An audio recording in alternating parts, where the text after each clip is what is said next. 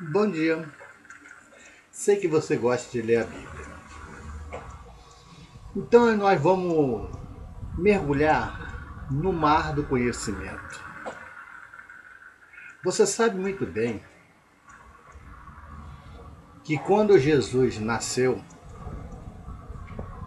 com 12 anos, ele queria fazer já a obra de Deus, mas não estava no tempo.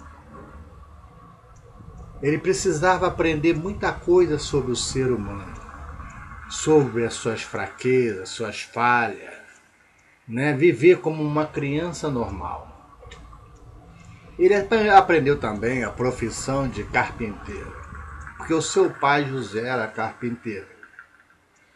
Quando ele completou 30 anos, ele foi chamado. Aí ele passou no deserto, jejuou 40 dias, 40 noites, né, que foi dirigido pelo Espírito Santo. Toda pessoa que é dirigida pelo Espírito Santo, ele tem a capacidade de fazer aquilo que Deus manda ele fazer. Para os que não buscam, para aqueles que não oram, não jejuam, não lê a Bíblia, não entende esse mistério. Quando nós aceitamos Jesus, já não é mais nós que governamos a nossa vontade, o nosso querer, a nossa vida. É Jesus. Então nós temos que buscar a palavra de Deus, que é lâmpada para os nossos pés e luz para os nossos caminhos. Para nós poder entender o querer e a vontade de Deus na nossa vida. Se nós formos lá no Salmo 1, nós vamos ver o seguinte, que Jesus fala conosco através da sua palavra. Bem-aventurado é o varão que não anda segundo o conselho do ímpio, nem se detém no caminho dos pecadores, nem na roda dos escarnecedores. Antes o seu prazer na lei do Senhor, e na sua lei medita de dia e de noite, pois será como uma árvore plantada junto ao ribeiro das águas, a qual dá o seu fruto na estação própria, cujas folhas não caem, e tudo quanto fizer prosperará. Então o homem é como uma árvore. Se ele busca conhecimento, se ele busca conhecimento, ele tem uma visão ampla para enxergar tudo. Ele tem capacidade de ensinar, ele tem capacidade de ocupar o lugar que Deus preparou para ele. Por isso que Deus falou para Josué: medita na minha lei dia e noite, para que tu possa fazer conforme fez meu servo José. Dela não se desvia nem para a esquerda nem para a direita. Não te disse eu? Esforça-te, tem bom ânimo. A sabedoria da terra é a sabedoria da terra. As pessoas estudam para quê? Para que no futuro ter um bom emprego. Mas as coisas de Deus é as coisas de Deus. É totalmente diferente das coisas materiais. Aqui você estuda, vai ser uma pessoa inteligente, capacitada para ocupar diversas cadeiras em diversos lugares. Para ganhar um ótimo salário, para se vestir bem, para comer bem, para comprar seu carro, seu apartamento, sua casa, tudo bem. É a vontade de Deus que o homem seja assim, esforçado, criativo, sábio, dedicado. É a vontade de Deus. Deus abençoa todo ser humano da face da terra. Ele diz que manda sol para o justo e sol para o injusto, chuva para o justo e chuva para o injusto. Deus quer abençoar todo homem da face da terra. Quando eu falo todo homem, eu estou me referindo à mulher também. Para Deus não tem sexo. Agora, se o homem para no tempo, logicamente, outras pessoas que estão caminhando vão vencer, vão conquistar vitórias. Vão estar com a vida mais abençoada do que ele. E ele vai ficar naquele nível que ele parou. Talvez ele vai murmurar, ele vai se questionar, ele vai se lamentar. Mas o culpado é ele. A Bíblia diz do que se queixa o homem, dos seus próprios pecados, dos seus próprios erros. O homem se queixa, mas ele que é o próprio pecado. Porque ele parou no tempo. Tem outras coisas, tem muitos homens que confundem. Mistura a sabedoria humana com as coisas de Deus. Não existe. Você estuda para que nessa terra você tenha uma vida abençoada.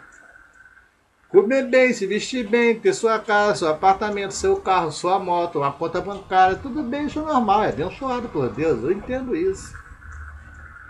Mas as coisas de Deus, você tem que pagar um preço. Ler bastante a Bíblia. Orar bastante, jejuar por quê? Porque de jovem você passa a ser um cidadão, chefe de família.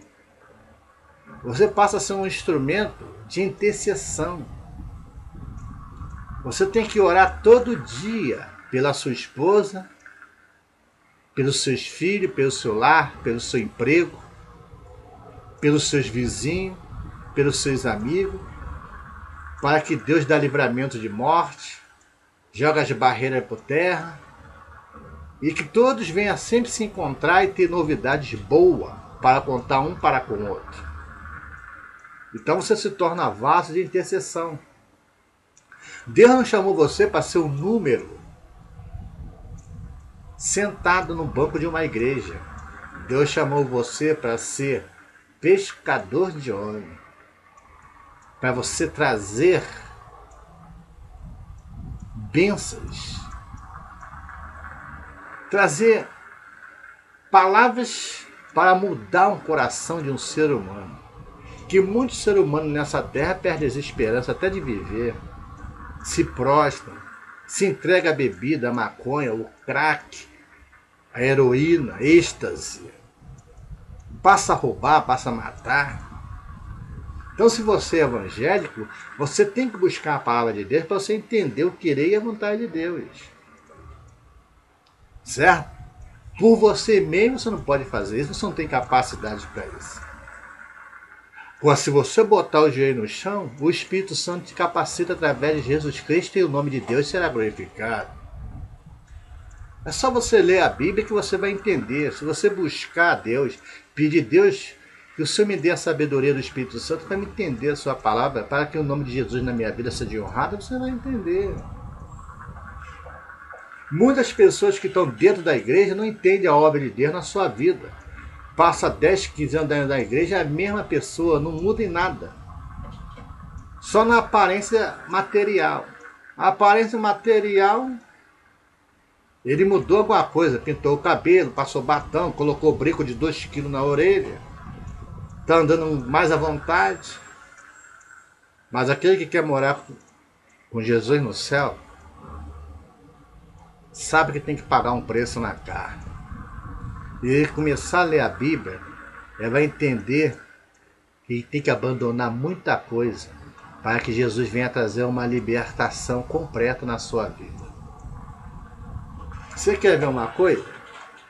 Jesus escolheu 12 discípulos depois que passou pela prova no deserto.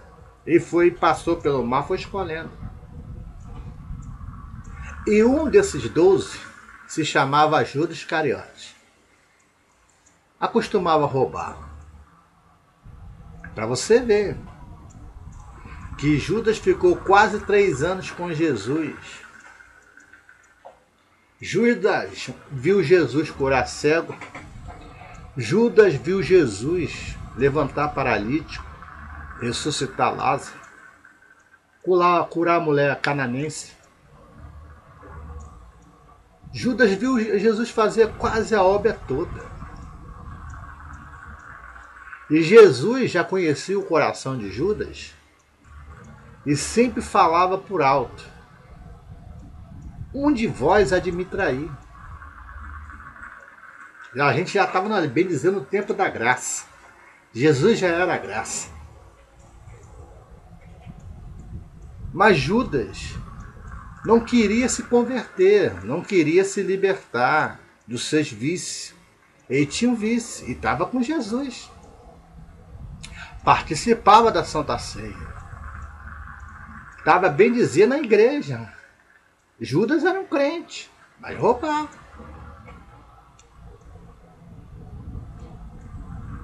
E Jesus sempre dizia, um de vós há de me entregar. Um de vós há de trair o filho do homem. Pô, dava por Judas captar. E falar, sou eu mesmo, vou mudar de atitude. Não adianta você estar em uma igreja e você não mudar de atitude. Julgar as pessoas fácil. A Bíblia diz mesmo, em Mateus 7, se não estou enganado, não julgueis para que não seja julgado, com juízo com julga serei julgado, com a medida que medis será medido.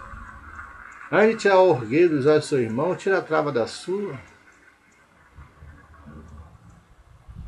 Pegaram uma mulher, colocaram na frente de Jesus. Eles queriam predejar a mulher de qualquer jeito. E Jesus falou para ele, aquele que não tem pecado, atira a primeira pedra.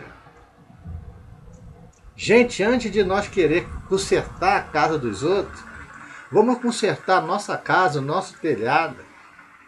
Vamos consertar os nossos erros. Vamos corrigir os nossos defeitos, as nossas fraquezas. Nenhum homem se liberta por si próprio.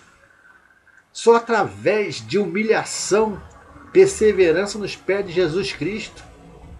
Aí Jesus envia o Consolador no nome de Jesus para nos capacitar a se libertar dos vícios de qualquer coisa que atrapalha a nossa vida com Deus. E Judas ficou assim quase 3 anos, tirando um pouquinho da sacola, roubando. E Jesus sempre prevenindo ele. Estava no tempo da graça.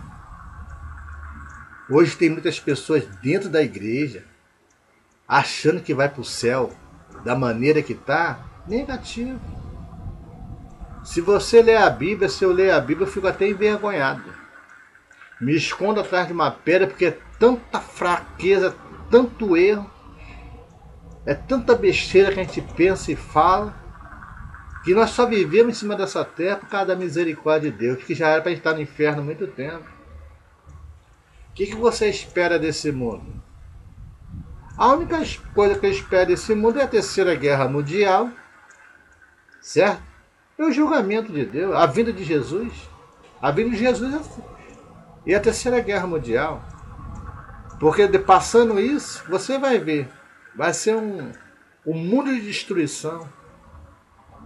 E eu posso te alertar, quando Jesus vier buscar o seu povo santo e estourar a Terceira Guerra Mundial, nós vamos ser como mortos-vivos. Não vai ter plantações, água vai acabar, os rios vão estar totalmente poluídos, fome, peste, doenças, a química das bombas nucleares. Porque hoje em dia cada país está preparado. Antigamente quem mandava no mundo, quem falava mais alto assim era os Estados Unidos e a União Soviética. Você se lembra disso? Que era sempre falada nos repórteres. Em 1965 para cá, só dava Estados Unidos e União Soviética. Hoje, todos os países têm a sua bomba guardada. Entendeu? Só vai ser lançada no momento certo.